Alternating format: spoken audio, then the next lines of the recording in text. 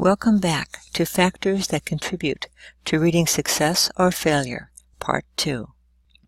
In this PowerPoint, we are going to take a look at several groups of students with special needs and what can be done to assist and support them in the classroom.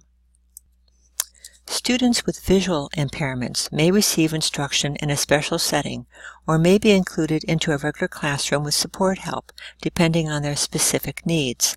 This could also include a specialist who helps the student learn to read and type in Braille, as well as how to safely navigate around the classroom and school. She will also work closely with the support help and teacher to tailor instruction to the student's strengths and needs. A few supports are listed here that you can have in place for a student with a hearing impairment. One of the first things to consider is where the child is sitting in the classroom. He or she should be in a place where he can see your face and where the sound of your voice is least obstructed.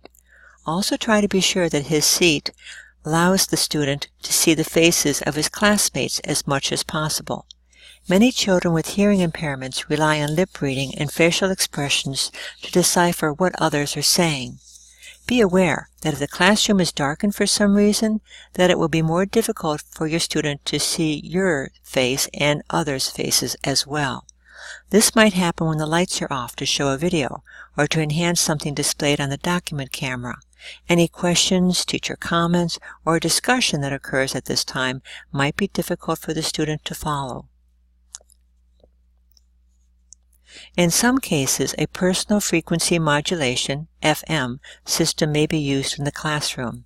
This uses radio waves to send speech and other signals to hearing aids.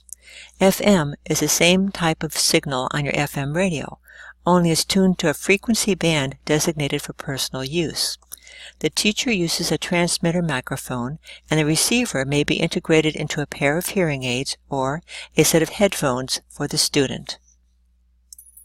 According to the Individuals with Disabilities Education Act, a specific learning disability means a disorder in which one or more of the basic psychological processes involved in understanding or in using language, spoken or written, which disorder may manifest itself as an imperfect ability to listen, think, speak, read, write, spell, or to do mathematical calculations.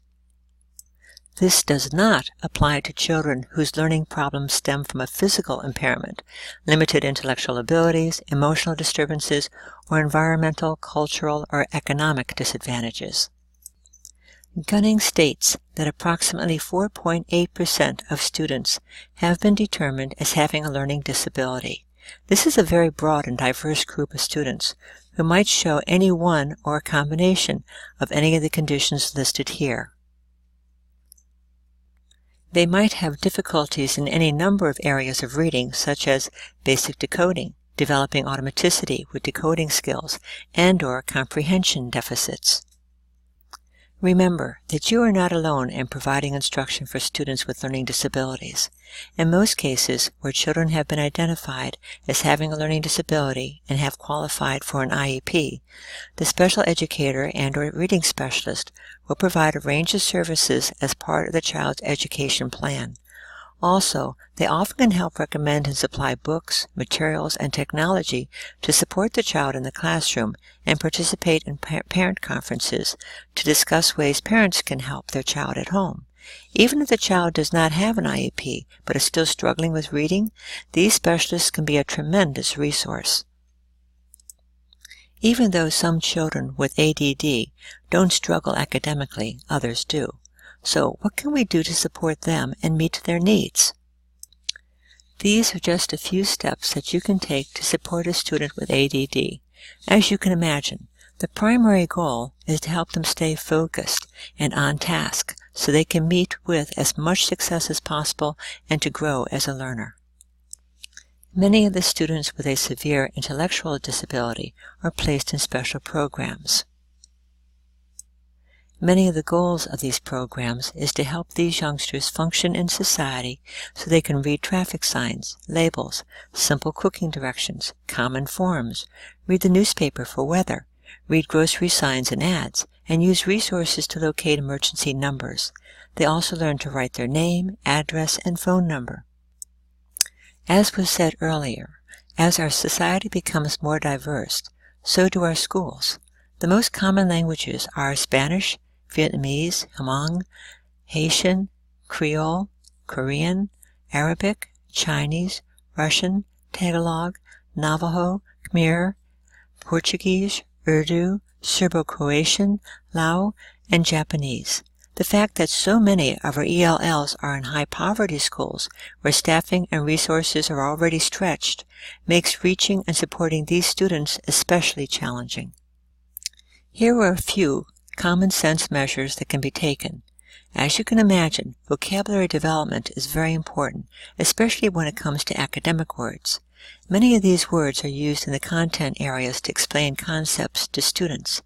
If students are not familiar with these words, it hinders their ability to gain information and develop important concepts in various subject areas. Gunning provides 3 AWLs, Academic Word Lists. Each is a list of words that the majority of students at various grade levels have come to know.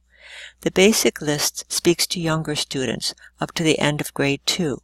The intermediate list deals with vocabulary mastered around grade 6, and the advanced list is vocabulary known by a good number of students in grades 8 to 12. These lists can be an extremely helpful tool for teachers to ensure that ELLs and all students are exposed to and beginning to understand and master this academic language. Complete lists are in Gunning's text on pages 40 and 41. Another very helpful tool is the Stages of Second Language Acquisition table on page 44 of Gunning's texts. It takes years for a student to become proficient in their second language, but this chart provides excellent guidance as to the characteristics of students at each level and suggestions for how to support them instructionally. Last, but hardly least, involve the parents as much as possible in their child's education. This team effort between home and school can benefit the student tremendously. Parents often aren't aware of their powerful role in this venture. Many parents are also uncertain about how to help their child, especially if that child has special needs.